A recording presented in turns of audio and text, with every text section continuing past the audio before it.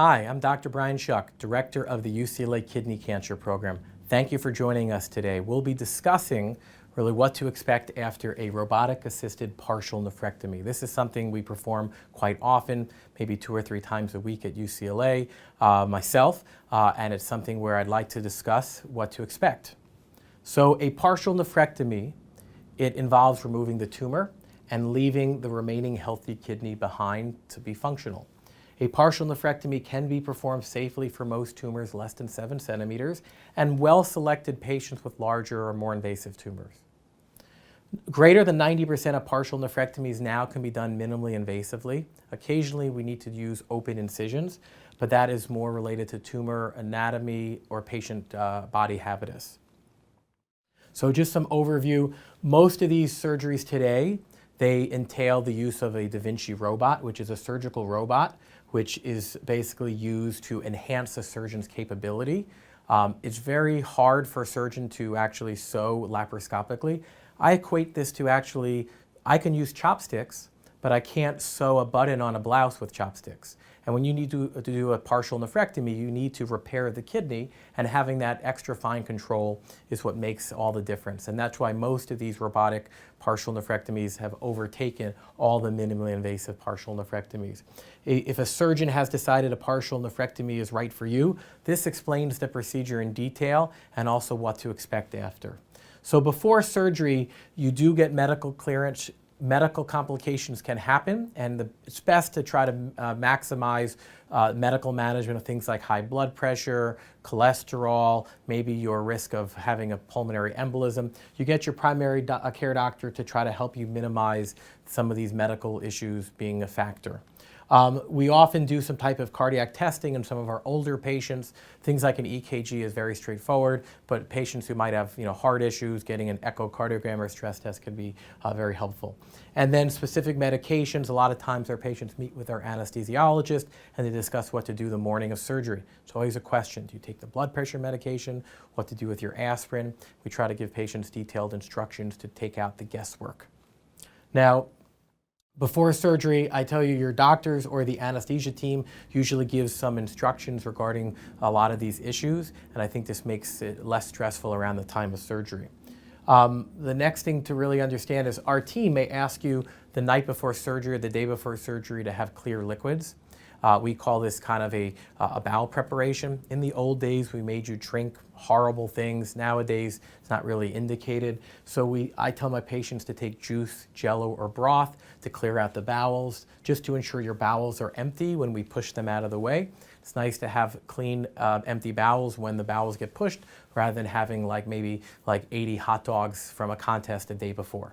The night before, we tell you really to be NPO. We call that nothing per mouth, where basically you would not take anything and come up to the next day of surgery without having eaten. Now, prepping for surgery, I would tell all our patients you wouldn't run a marathon without any training, and the same applies for surgery. So I try to tell my patients it's very helpful to increase your activity before surgery, which will help your recovery. If we book you 4 to 6 weeks in the future, maybe if you're a couch potato, you might want to increase your walking, you might want to start doing some more yoga, maybe you want to do some sit-ups and push-ups, try to get more active, increase your heart rate, because again, the more fit you are for surgery, then probably the quicker you'll recover. This could increase frequency or duration of your exercise activity. Eating healthy might improve your nutrition so you can heal your incisions after a surgical approach. Now, I think reducing smoking will help. All these surgeries are done under anesthesia, and your lungs get intubated, and the quicker the recovery, patients do better if they're not smoking. So if you can minimize or cut back on smoking, it'll greatly improve your recovery. And then finally, reducing weight. In someone who drops 10, 15 pounds, often this can make a lot of difference. There can be less fat around the kidney. If you're trying to delay your operation for some medical cause, if you lose some weight, it can definitely facilitate an easier operation. It also can make your recovery quicker, because getting in and out of bed is a lot easier if you're lighter weight. Now, what happens the day of surgery, just to understand, patients come into the hospital, they go to a designated area. They often come into the hospital 2 hours before an operation. You'll meet with various important team members, Sometimes it's annoying. People ask the same question, like what kidney it is, what kidney it is. Well, these are all for safety. You might review the surgical plan with the team and also have a discussion, maybe some game time audibles. Partial nephrectomy, we always discuss maybe the 1% chance you need to lose the kidney. 1% chance maybe we need to make a larger incision. We usually mark the correct side. Again, we annoy you, the correct side, we ask you over and over, but it's all for safety. And then various family members can be there with you in the holding area, and then they can take your belongings and maybe give you a hug or kiss on the way back for surgery. Now, in the operating room, you get wheeled into this cold room. We do keep it a little bit colder, just for safety. The staff will situate you in the OR table.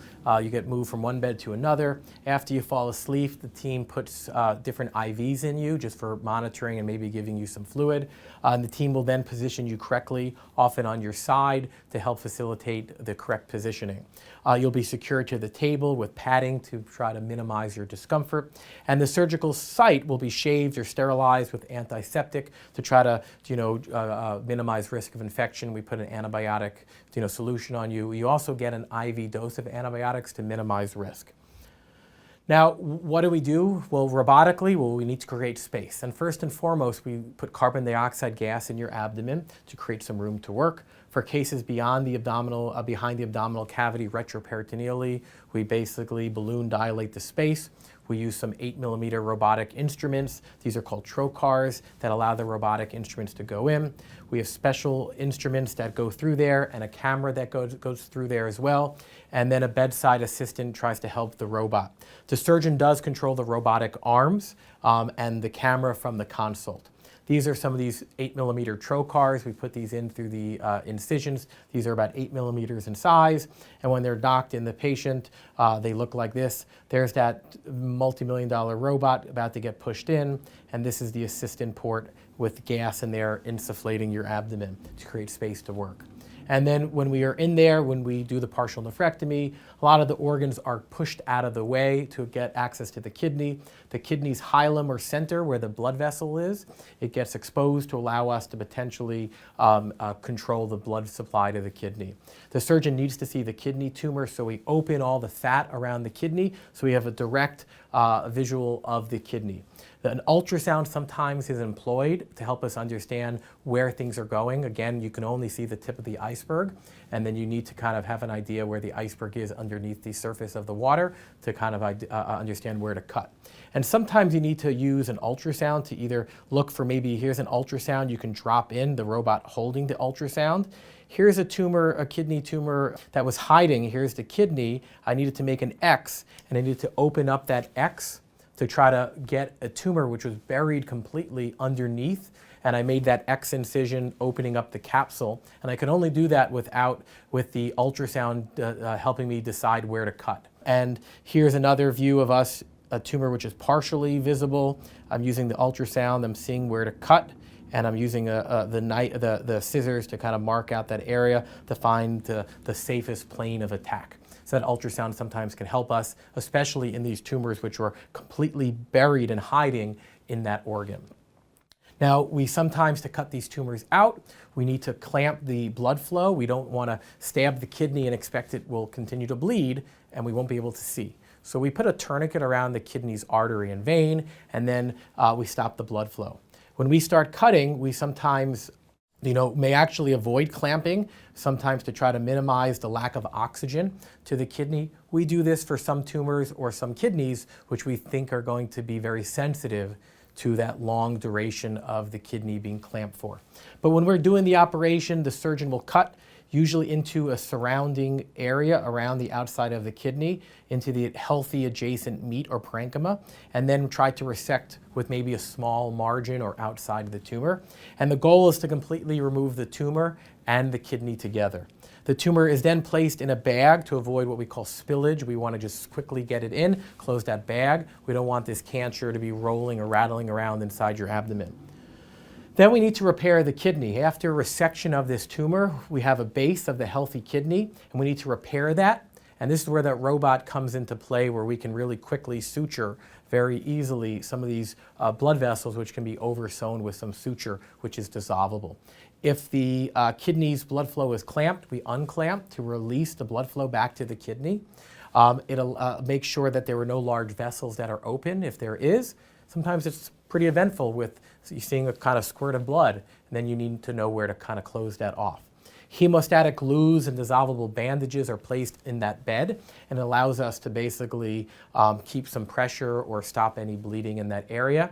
And sometimes we do what's called a rhinorrhaphy. We close the capsule of the kidney. Here's a kidney with a big defect. We can kind of put one side, this looks like Pac-Man, we can kind of bring it close together to basically have a little extra pressure if needed. And the kidney is often placed back in the original location with some outer covering just to keep the other organs off it. Sometimes we leave a drain. The kidney makes urine and it filters blood. So post-operative bleeding and leakage of urine are rare, but they can occur. And again, the kidney over here does make urine and filters blood. So we sometimes, after we remove those trocars, we might happen to leave a 5 millimeter drain in one of these incisions. This is called the Blake drain or JP. And when in doubt, we leave a drain because it's very easy to remove the next morning. We just cut the stitch and it slides right out. 95% of our patients, when we do leave a drain, we take it out the next morning. Tricks such as placing it off suction can sometimes help us if there is any leakage of urine. And rarely do we ever need to do anything more like place a stent or a catheter. We never go back in if there happens to be a urine leak. Never seen that happen other than using some of these drains or tubes. Finally, aches and pains with robotic surgery. Internally, robotic surgery is the same. We do the same operation, open versus robotic.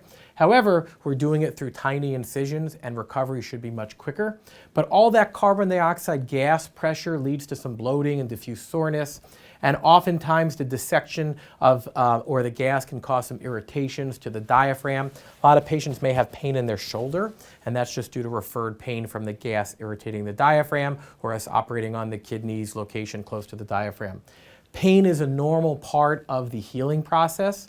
Although narcotics can be given to patients and prescribed, I will tell you that motivated patients can do well trying to recognize that pain is part of the healing process. Things like Tylenol around the clock or non-narcotic pain medications can be helpful. Narcotics can be dangerous and we know they can be addictive. We can give them, but we try to avoid them when possible. The expected hospital course after surgery, patients are transported out on a gurney, often to a private room for recovery. We encourage getting out of bed as quickly as possible. We do recommend assistance that first time out of bed. It can be daunting that first time, but it gets easier and easier. We say patients sometimes need to get their legs under them after that first ambulation. If there's no post-operative nausea from all the anesthesia, we usually slowly resume your diet. Usually we give you clear liquids. We don't give you a sloppy Joe right after the surgery. We try to ease you back into things with that first quick diet of clear liquids. We do get some labs, often right after and the next morning, to make sure there's no concerns such as bleeding and to check your kidney function. And then we remove that catheter in your bladder the next morning. If you have a drain, we often remove it the next day.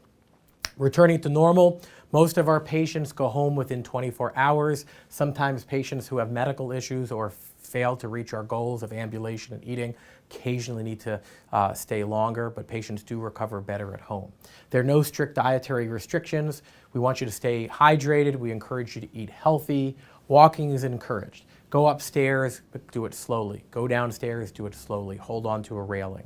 No heavy exertion. You cannot ride your Peloton. You cannot go run up stadium stairs during that first 4 weeks. The wound is always left open to air. If a drain was removed, we keep it covered for 2 or 3 days, more just to protect your clothing, not for really infection risk. And patients really are recommended to hold off on driving until they're really no longer drowsy and pain-free. And most patients we advise going back to work within 4 to 8 weeks. Some patients can come back quicker depending on what their job is. Unexpected issues can arise. There are complications, medical or surgical, and these can happen within the first few weeks of surgery. But patients rarely remain in the hospital long enough for some of these late complications to occur. They can stay in the hospital for us to see some of these immediate issues. So some of the complications, common issues such as pain, low-grade fevers at home, nausea, vomiting, or constipation. These are issues which we see frequently, or wound bruising. We're always available. Give us a call if there are any issues. If anything abnormal does occur and you're feeling like something's out of the ordinary, always just call your doctor and ask. After hours, there's always someone available at almost every hospital, that they page the doctor on call. The readmission rate after robotic partial nephrectomy is 2%, lower than the national average. And despite being a tertiary care center at UCLA tackling our very hard cases, our readmission rate is lower than the actual national average. When you see the doctor back, regardless if you have surgery here or somewhere else, you come with a pad. You go back within 2 or 3 weeks, you get the pathology. You say, what did you cut out? And what is the risk that tumor is going to cause me in the future. The final steps are discuss really what is the need for imaging in the future. Do you need any other treatment? How closely do you need to be monitored? And when's the next appointment? And all your questions should be answered. Again, thank you for your time. You're welcome to come see us at UCLA. We have a very experienced program. It's been around for 30 years since its creation. If you want access to other information, we have a video library of extensive educational videos. Hover over this QR code. And if you want to support more videos or our extensive research program, please visit us over this QR code. And our website has lots of other information on treatment options. Please feel free to visit it. Thank you so much for your time and attention today. Thank you.